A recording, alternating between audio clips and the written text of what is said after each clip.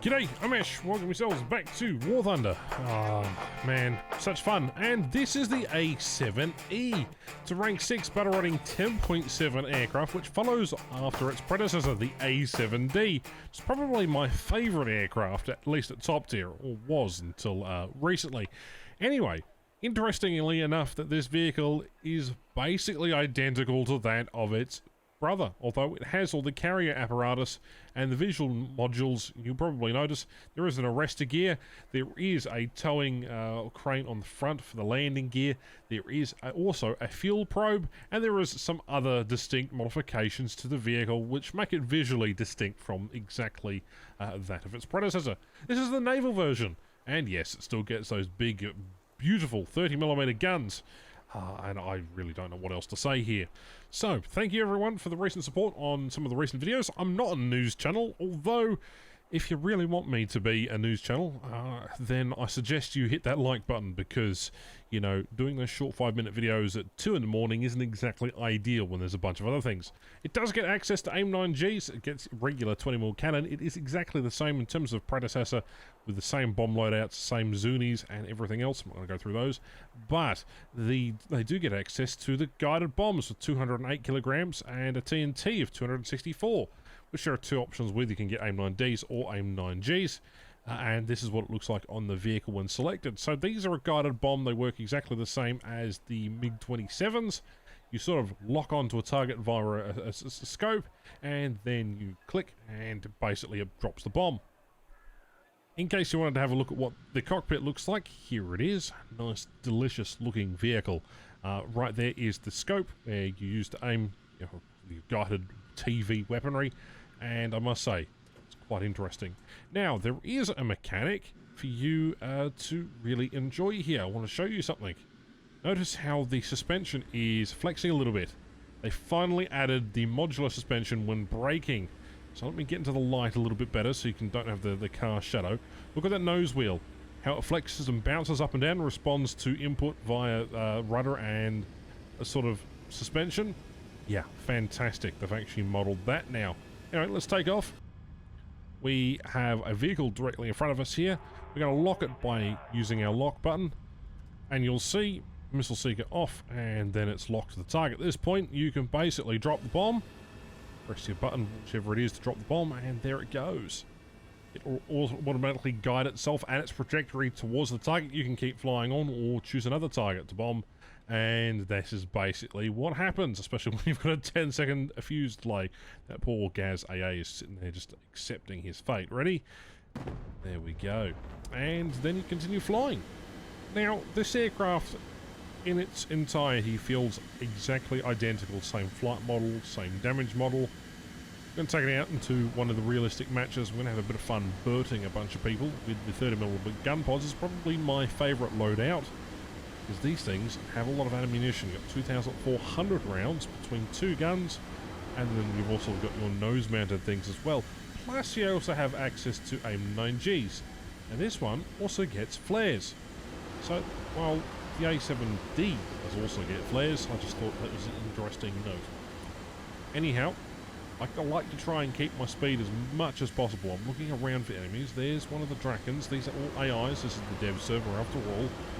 I like the hype entertainment server, where they hype up products and tell us to make content. But for me, this vehicle was interesting enough. I actually went out and bothered to record a bunch of things for it.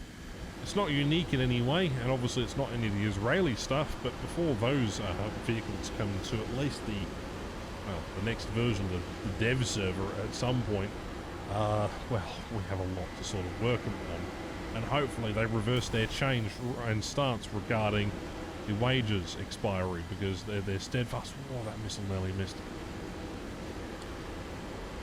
Because they're steadfast on keeping a timer back up on our wages and so on and so forth. Anyhow, I'm going to lock on this other Draken. See if I can get a missile off on him. No, I'm going to wait and hold off. Already wasted one. It could have been potentially useful. As you can see, this thing's a bit of a bus. What do you expect? Alright, easy does it. Another lock. Pull up just slightly. And then fire the missile. There we go, Fox 2. I must say, I really enjoy flying these machines. Would I, grind 390,000 research points to get another A7? Not entirely. But this thing is pretty interesting outside of the realms of wider possibilities, I suppose. Because being able to rip someone's modules off just by birding in their general direction is fantastic fun.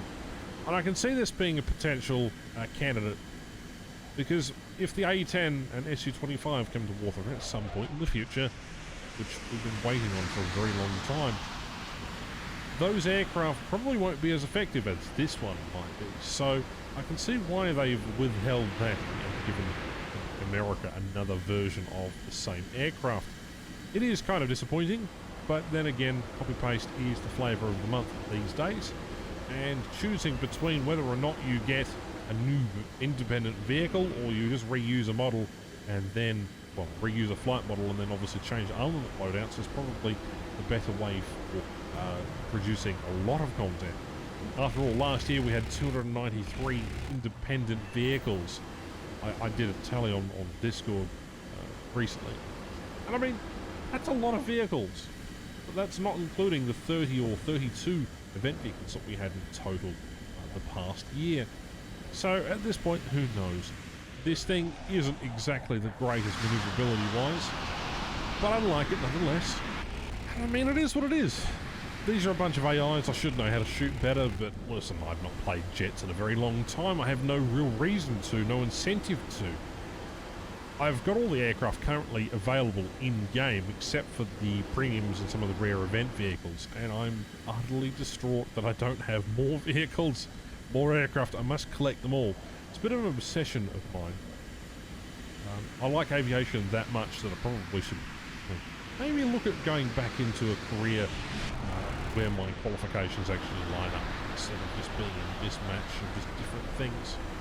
Anyway, we're ripping the wing off that J-32. He is not surviving at all, and there, that final bullet hit just completely knocks his pilot out.